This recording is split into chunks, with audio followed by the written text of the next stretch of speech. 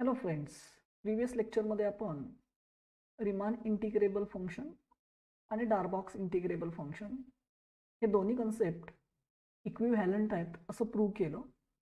आणि इथून पुढं आता आपण जेव्हा जेव्हा फंक्शन एफ रिमान इंटिग्रेबल असं म्हणणार त्याचा अर्थ ते फंक्शन डार्बॉक्स इंटिग्रेबल पण असणार आहे. आणि पर्टिक्युलरली त्या थेरमसाठी मर्यादित आपण Riemann integration of function f साठी हे सिम्बॉल वापरलं होतं R integration A to B f. आणि आपण प्रूव्ह करून दाखवलं की त्याची व्हॅल्यू ॲक्च्युली डार्बॉक्स इंटिग्रल जे आहे integration A to B f त्याच्या इतकीच असते. त्यामुळं whenever we say a function is Riemann integrable, it is obviously going to be integrable only, that is Darboux integrable, and no need to use this type of symbol R integration a to b. Instead we will use our usual symbol integration a to b f. Okay, so before moving forward we first prove this very simple and interesting result. It is corollary for previous theorem. Let f be a bounded Riemann integrable function. So as it is being Riemann integrable, it is obviously Darboux integrable on a closed interval AB. Suppose Sn denotes a sequence of Riemann sums with corresponding partitions Pn, and these partitions Pn satisfying this condition, limit as n tends to infinity mesh of that partition Pn. So it means limit of the sequence formed by mesh of the partitions is converging towards 0. In that case we have to prove then the sequence Sn converges to the integral value. So we have three things in our hand. आपल्याला एकूण तीन गोष्टी दिलेल्या आहेत.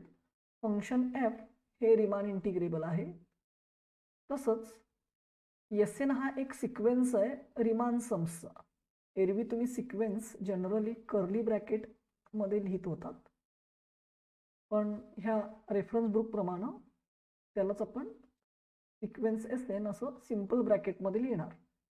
Generally तुम्ही n = 1 to infinity, sequence is infinite, it contains terms from 1 to infinity असं दाखवत आहे.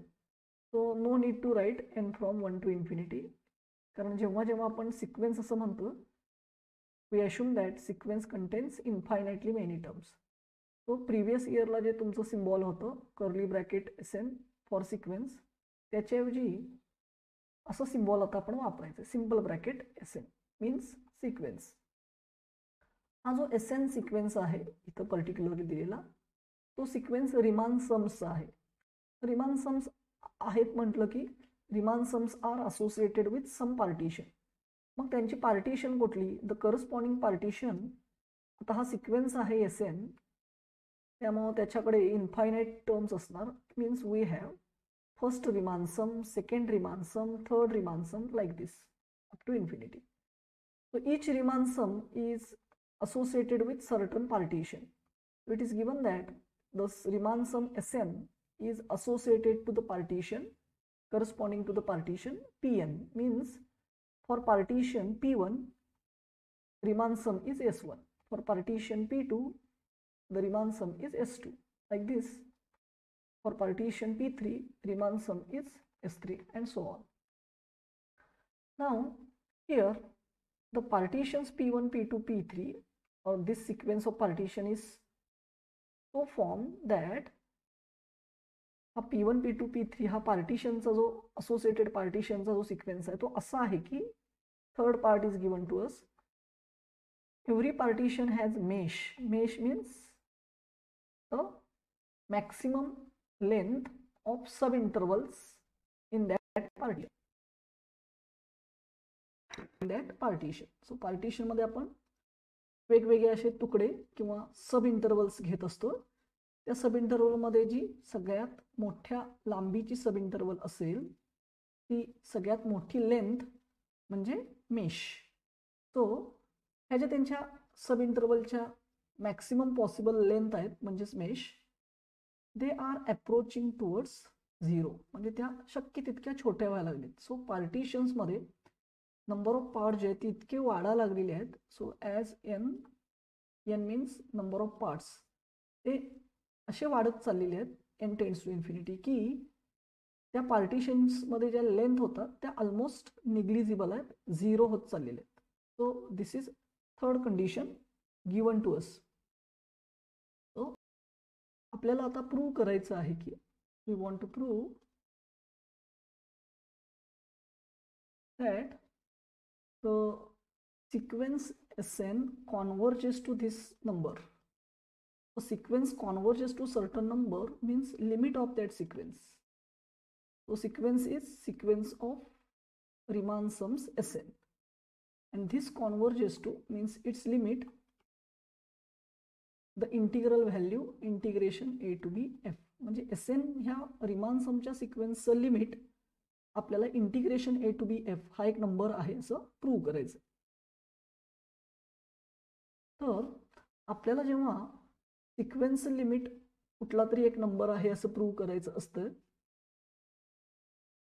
जर आपल्याला असं प्रूव्ह करायचं असेल की limit of a sequence t n as n tends to infinity is certain number L, if we want to prove this, then एक नंबर पॉझिटिव्ह रिअल नंबर आपल्याला दिला जातो, तो इप्सायलन इज गिवन टू यू, आणि हा जो सिक्वेन्स आहे त्याच्यामध्ये first term, second term, third term, ह्या स्मॉल एनच्या ज्या व्हॅल्यूज आहेत 1 2 3 4, त्या व्हॅल्यूंमध्ये एक नॅचरल नंबर आपल्याला असा शोधायचा असतो की so we must find a number N naught which is a natural number such that सिक्वेन्समधल्या ज्या टर्म्स आहेत टी एन आणि त्याचं जी लिमिटिंग व्हॅल्यू आहे एल, ह्या दोघांच्या मधलं distance means absolute difference T N minus L, it's absolute value mod T N minus L, म्हणजे टी एन सिक्वेन्समधल्या टर्म आणि एल यांच्यातलं अंतर mod T N minus L हे आपल्याला दिलेल्या इप्सॅलनपेक्षा पण कमी करून दाखवायचं असतं. कधी? जेव्हा ह्या सिक्वेन्समध्ये पहिली टर्म, दुसरी टर्म असं करत करत करत जी टर्मचा नंबर आहे एन तो आपण सिलेक्ट केलेल्या एन नॉटच्या पुढे असेल तर त्याच्यापेक्षा मोठा असेल तर for all n greater than N naught. N naught नंतर येणाऱ्या त्या सिक्वेन्समधल्या टर्म्स टी एन आणि लिमिट एल ह्यांच्यातलं हे डिस्टन्स सांगेल त्या नंबरपेक्षा जर कमी करता येत असेल तर आपण म्हणतोय की टी एन या सिक्वेन्स लिमिट एल आहे. सो आता इथं टी एनच्या ऐवजी आपला सिक्वेन्स आहे एस एन आणि एलच्या ऐवजी तो नंबर आहे integration A to B F. So indirectly मला आता एस एन सिक्वेन्सचं लिमिट, रिमान समचं सिक्वेन्सचं लिमिट हे इंटिग्रेशन आहे प्रूव्ह करायचं, म्हणजे सिक्वेन्स रिमान समचा एस एन आणि लिमिट इज दिस इंटिग्रेशन. म्हणजे मला ह्या दोघांच्या मधलं अंतर mod S N minus integration F हे दिलेल्या इप्सायलनपेक्षा कमी करून दाखवायचं, आणि ते करताना मला एक एन नॉट शोधून काढायचं.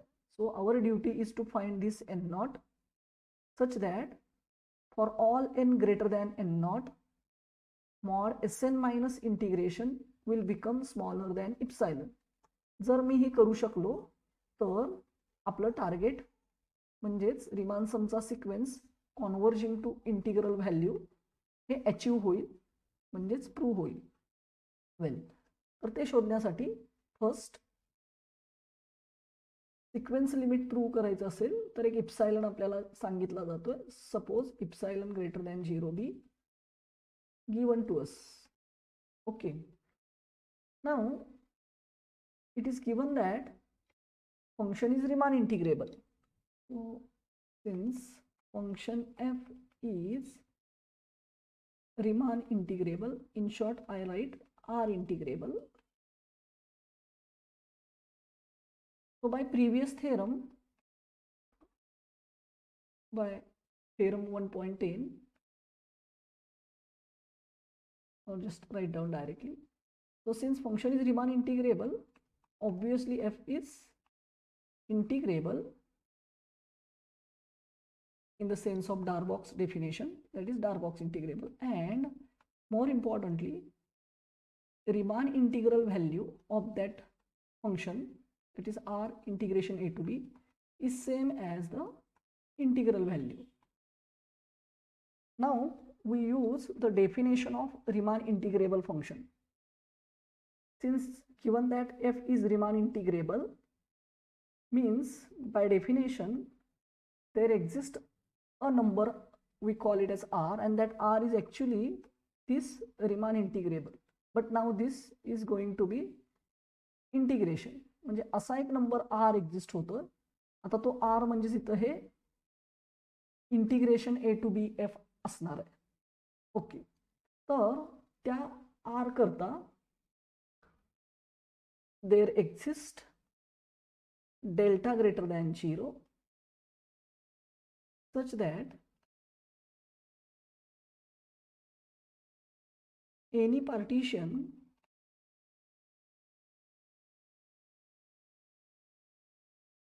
P with corresponding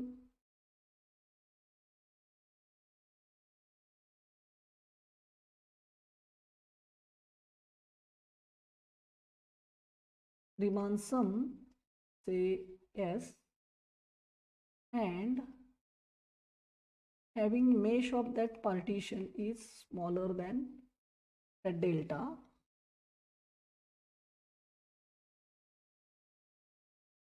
satisfies this property. So function Riemann integrable असणं म्हणजे हा नंबर r म्हणजेच integration a to b exist होते. कसं की कुठला ते असा एक डेल्टा आपल्याला एक्झिस्ट होताना मिळतोय की जेव्हा जेव्हा पार्टिशन p त्याची मेश डेल्टापेक्षा स्मॉल असेल तेव्हा तेव्हा त्याच्याशी असोसिएटेड जी रिमान सम असणार आहे s, त्याच्याकरता आपल्याला मॉड रिमान सम मायनस हे फंक्शनचं इंटिग्रेशन व्हॅल्यू किती आहे r, म्हणजेच integration a to b f. This is because of previous theorem. तर रिमान सम मायनस r म्हणजे ही व्हॅल्यू, हा डिफरन्स आपल्याला सांगेल त्या नंबरपेक्षा कमी करता येतो. आता आपण हा जो आपल्याला नंबर दिलेला इप्सायलन तोच इथं वापरला. But as function is Riemann integrable, in place of this epsilon you can take any number, any positive real number. So let me call it as given condition 1, but this condition hold Riemann sum minus integration हा modulus इप्सायलन पेक्षा कमी होतोय कधी, जर mesh त्या पार्टिशनची delta पेक्षा small झाली तर. आता आपल्याला आणखीन एक गोष्ट दिलेली आहे. Also we have given that limit of the sequence of mesh pn, this limit is given to be 0.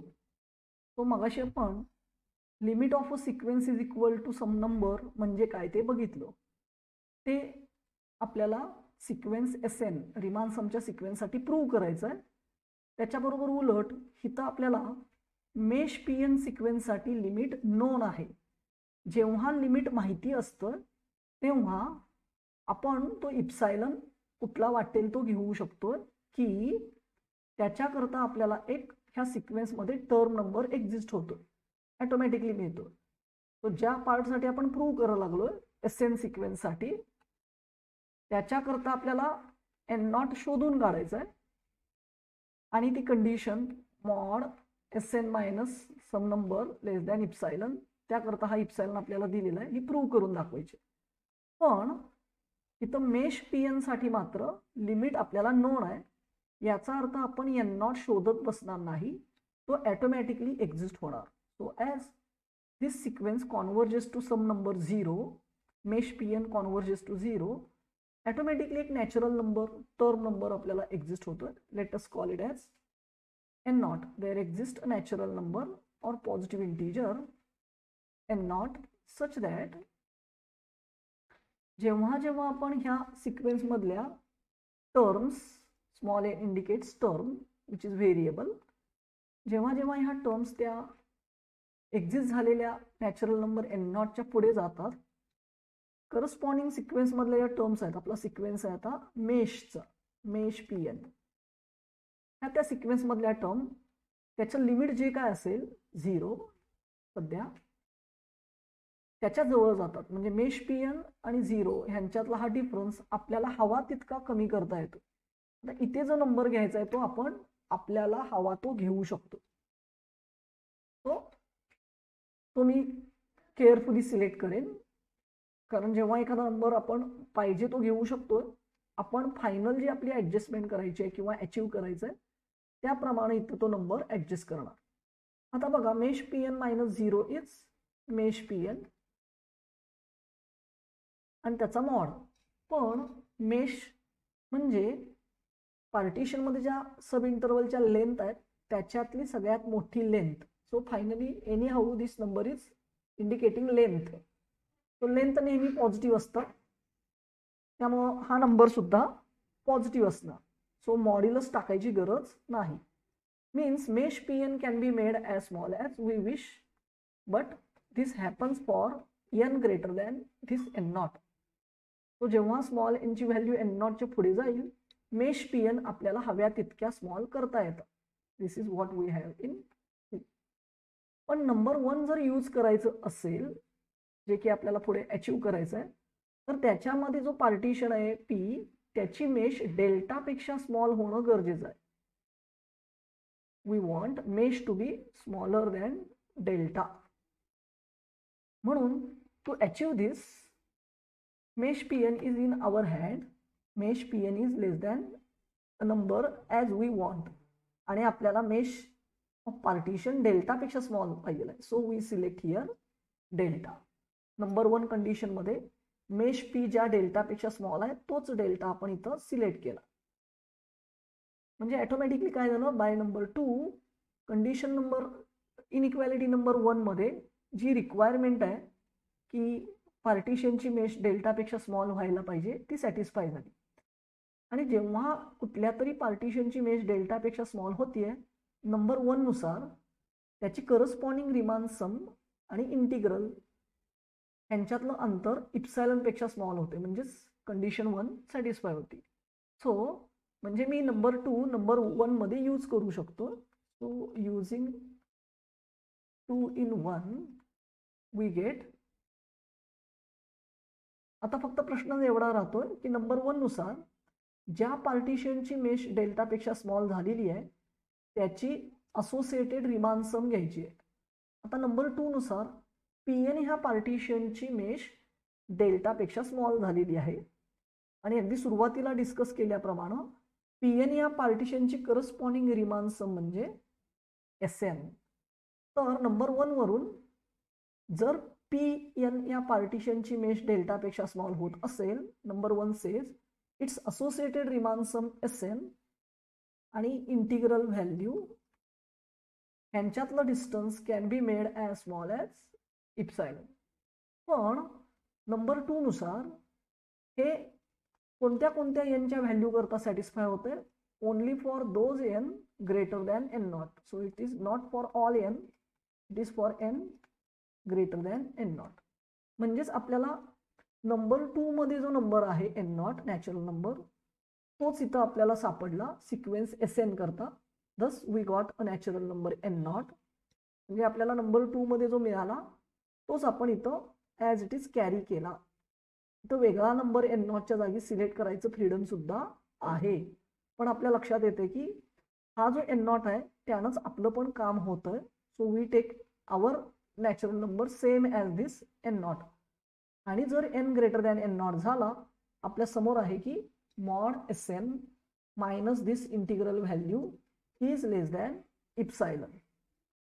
तो आता रिकॉल करा, सुरुवातीला मी काय सांगितलं होतं, जेव्हा जेव्हा एखाद्या सिक्वेन्स टी एन करता तुम्हाला एक नॅचरल नंबर सापडेल आणि तुम्ही जर एन पेक्षा ग्रेटर असलेल्या टर्म्स त्या सिक्वेन्समधल्या घ्याल, जर तुम्ही प्रूव्ह करून दाखवलात की मॉड टी एन मायनस सम नंबर ॲज स्मॉल ॲज इप्सायलन, तर टी एन ह्या सिक्वेन्सचं लिमिट